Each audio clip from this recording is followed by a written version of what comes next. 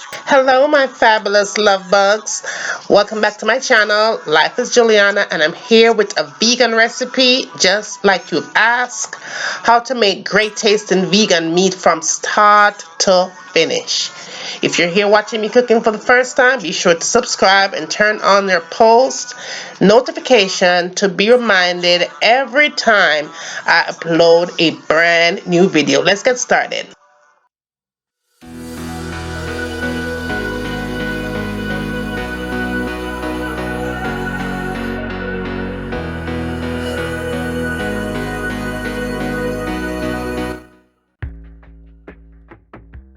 Now, to get started, you will need your black eye beans, and all the amount of the recipe will be listed down in the description box, all the amount and all that good stuff. You're going to need some chickpeas, add it into your food processor, and then to that you're going to need some black beans as well. Okay, and you're going to add that into your food processor. To that, you're then going in with some cooked, but you do not add raw to it, cooked mushroom, and I'm using the baby bella mushroom, and that's the one that I'm using, so I had it into the food processor as well.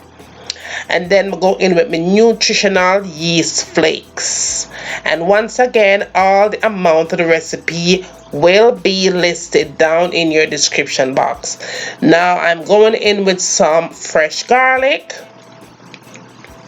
and all I'm doing here is now just close that up. That's all I put into it so far. I'm just going to go ahead and close it up, and we're going to get it nice and smooth to the touch, like so.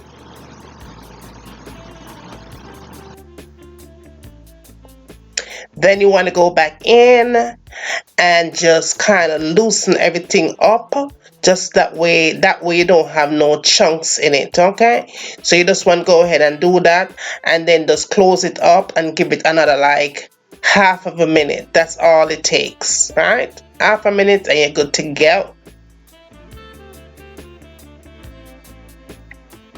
Now moving right along, in another container I'm gonna mix up my vital wheat gluten. So I use about 1.5 cups of my vital wheat gluten. Then I added a bit of salt. Then I added some garlic powder as well, and some onion powder. To that I added some black pepper and some chili powder, and you can substitute for cayenne pepper as well, all-purpose seasoning, and you can also substitute for whatever kind of seasoning that you like.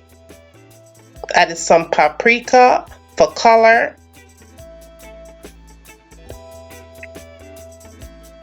and gave it a really good mix. You want to blend everything together really well before you start to knead it. That is very important, so that way your season is well distributed through and through your vital wheat gluten. After you do that, you want to go in and add your plant base right there into the vital wheat gluten, just like that, and try to get everything out of that food processor. Go ahead and just mix everything together right here, but we're gonna get dirty with our hands, so make sure you have nice clean hands, because we are gonna need for get everything nicely combined, so you're gonna have to do some kneading. It does take about 10 minutes of kneading time to have the most perfect texture, tasting, flavorful meat base, vegan meat base. All right, in your kitchen it's going to be so full of flavor. The texture is going to be gorgeous if you do this for at least 10 minutes. So if you're tired within 5 minutes, give it a break and go back 5 minutes, but make sure so you take your hands and knead that thing in thoroughly. When you get done kneading, everything is going to be holding just like that, and it's going to be perfect.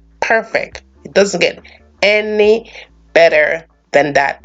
Just go ahead and set it aside, and then we are going to get ready to boil this thing. That is perfect meat substitute right there. Now Just an heads up, remember that vital wheat gluten takes 45 minutes of cooking time. You cannot cook it any less because it is not going to have the perfect meat flavored substitute meat flavor. It's not going to come out right. It's going to taste floury, so you have to cook it long enough. Now moving along, I added some bay leaves to a pot of hot boiling water, and to flavor it I use my combo season. You can substitute that for anything you like. I go in and add some soy sauce to the mix. It's going to give it color and flavor. Then and only then did I go in and add my vital wheat gluten into the mix. Now, it takes 45 minutes, nothing less, but halfway through that process, you want to go ahead and turn it on the other side and let it cook for a total of 45 minutes, tops, nothing less. After your vital wheat gluten is done and cooked to perfection, that is what you have. You will notice that it has expanded into more than twice its size. That is when you for sure know that your meat is cooked through and through. Let it sit and drain for a couple of hours, and that is what it's going to look like after it's been sitting for at least 6 hours. That is what I do when I'm making my vital wheat gluten. I allow it to sit and chill and hold, and it's going to be perfect meat substitute, perfect for a nice roast, right? Now, it has water in it because you did boil it, so you want to go ahead and dry that water out using a paper towel or cloth, clean of course, and just kind of pat into it on both sides and get some of that excess liquid from out of the vital wheat gluten. That is what it looks like. That is amazing. Perfect for just about any recipe of your choice. Anything you want, the brown stew chicken, beef, curry, stew, whatever you like. Pan-seared steak, perfect.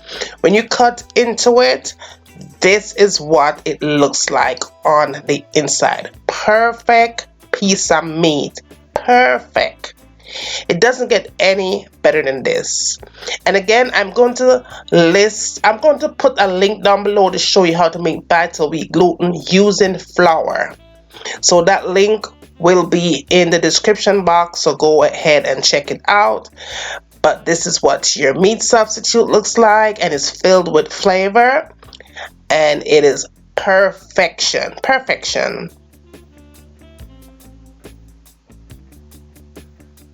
Now, I'm gonna kind of walk you through how I sometimes prepare my vital wheat gluten when I'm making certain kind of a recipe. It depends on what I'm making, but if I'm going to be making like a seared steak or something, I usually just go ahead and just cut it just like this.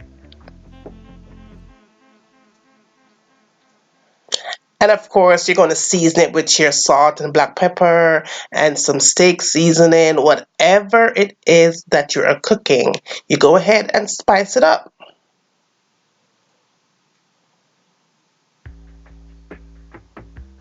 That thing tasted so amazing, so good, really delicious, and well done. Well done here.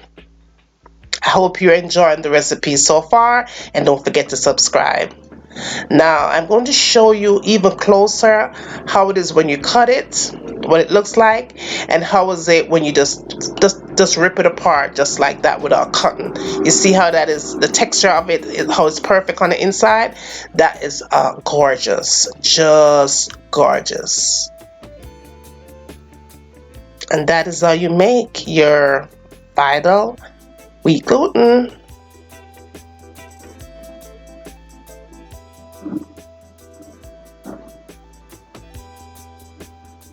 Now, I'm also going to show you how to leave it, like to prepare it, like let it sit in the refrigerator without going bad. You just want to get a Ziploc bag and just put it in your Ziploc bag based on the recipe that you are going to cook, and just store it in your refrigerator.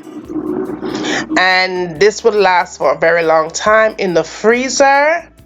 And if you're just planning on making like cut whatever you're planning on making, or however you want to cut it.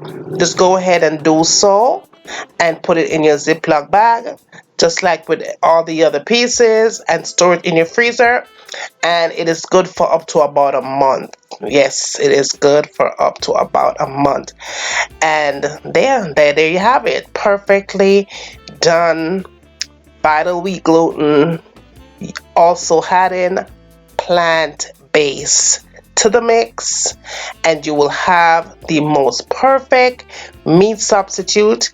And I hope you guys find this recipe helpful, and if you like to see more recipes like this, be sure to let me know, and be sure to subscribe. I'll see you in the next one. Later.